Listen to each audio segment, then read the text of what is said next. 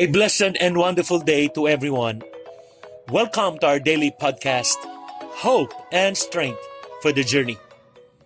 Our scripture verse for today is found in the book of Ephesians chapter 4, verse 32 says, "And be kind to one another, tender-hearted, forgiving one another, even as God in Christ forgave you." Today, we're going to talk about kindness, an attribute that reflects the very heart of God. Kindness is not just about being nice. It's about letting the love of Christ overflow from our hearts into the lives of others.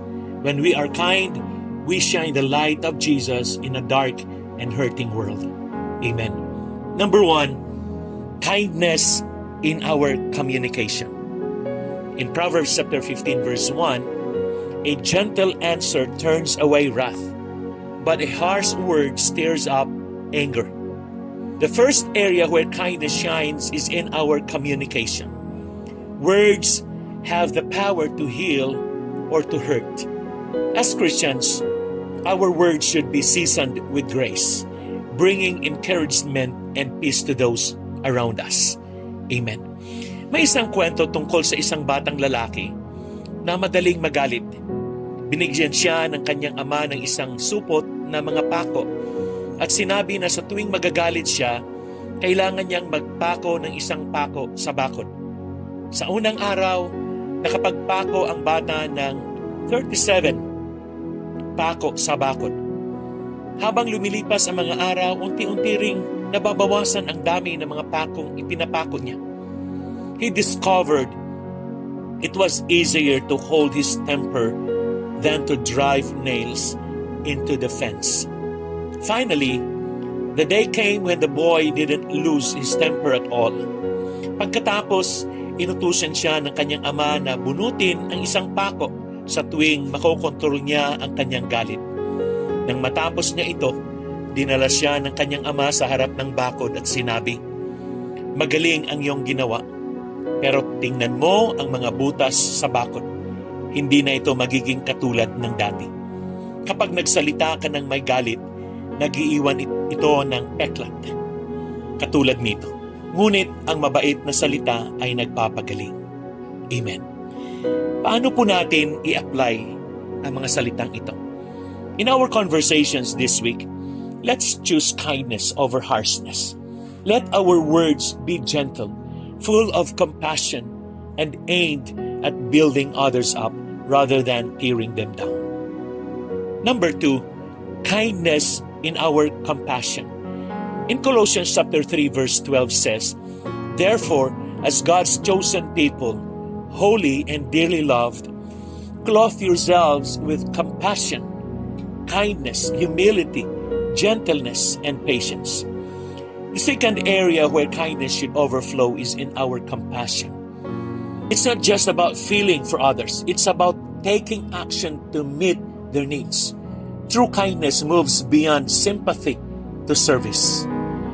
May isang tanyag na kwento tungkol sa isang manlalakbay na nahulog sa isang hukay at hindi makalabas.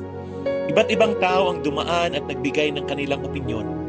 Sabi ng pilosopo, "May nagawa ka sigurong mali kaya nahulog ka sa hukay na ito." Kinuwenta naman ng matematiko kung gaano kalalim ang hukay.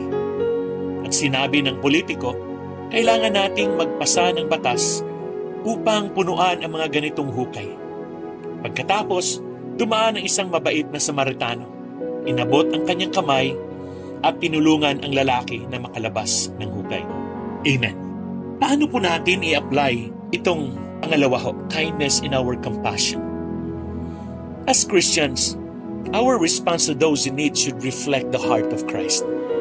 Whether it's offering a listening ear, providing a meal, or simply being present for someone in distress, let's show the world that kindness in action is the hallmark of a follower of Jesus. Amen. And number 3, kindness in our conduct. In Galatians chapter 6 verses 9 to 10 says, "Let us not become weary in doing good, for at the proper time we will reap a harvest if we do not give up. Therefore, as we have opportunity, Let us do good to all people, especially to those who belong to the family of believers. Amen.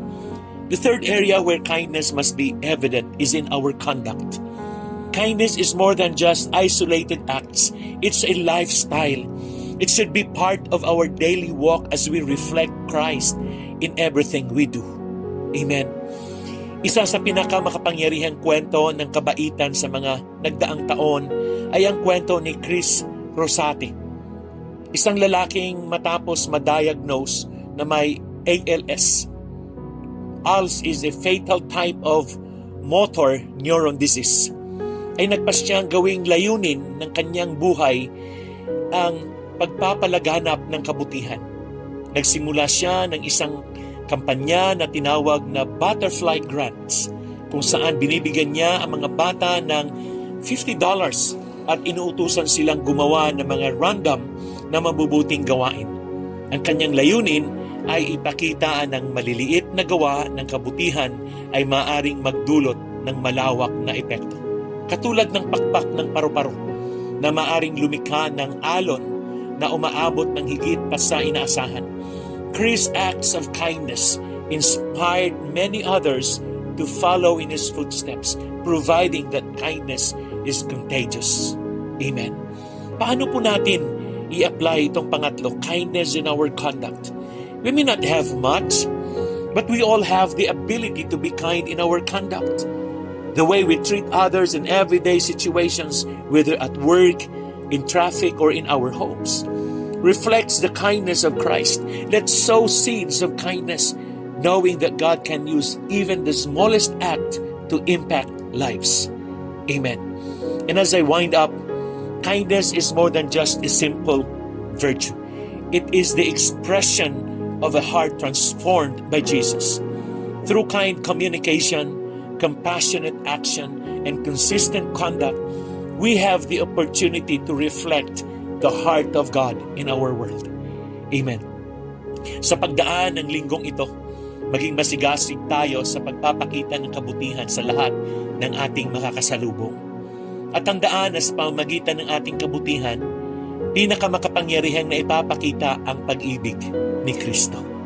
Amen. Let us pray. Lord, we thank you for your loving kindness toward us. Help us to be vessels of that kindness to others. Teach us to speak with grace, to act with compassion, and to live in a way that reflects your love in everything we do. May our lives be a testimony of the kindness we've received from you.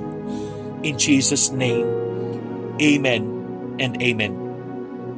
This week, challenge yourself to perform at least one intentional act of kindness every day. It could be a kind word, a thoughtful deed, or a simple gesture of love. Let's allow God's kindness to shine through us. Again, good day and have a fruitful day ahead of you. God bless you and your family. See you again tomorrow.